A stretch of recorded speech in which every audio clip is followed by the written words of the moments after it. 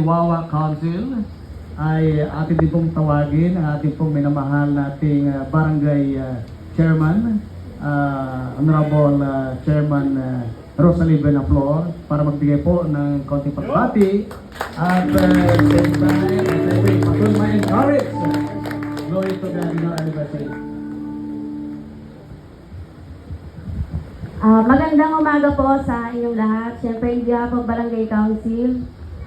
Binabati po namin ang JIL Wawa ng happy 29th anniversary.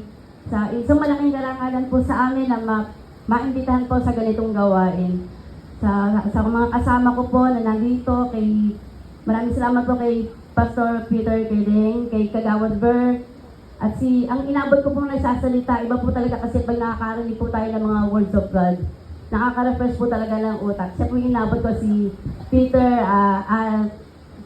Pastor Nolan Peña. Alam ko po, na-meet ko na po si Pastor sa Quezon City. Natatandaan ko po, hindi ko lang po alam kung natatandaan po niya. Nagkasal po kayo. Mandaluyong po. Ayun po. Sa Barangay Council po, maraming salamat po sa inyong lahat. Sa amin lang po mula sa barangay, isa lang po masasabi ko na kung ano man po yung pwede naming maitulong sa JIL, sa inyo po, asahan niyo po na ibibigay po namin to hanggang sa aming mahabutang makakaya.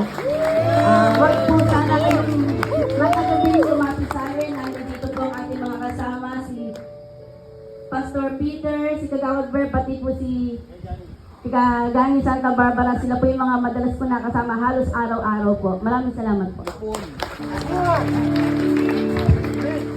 Maraming salamat po.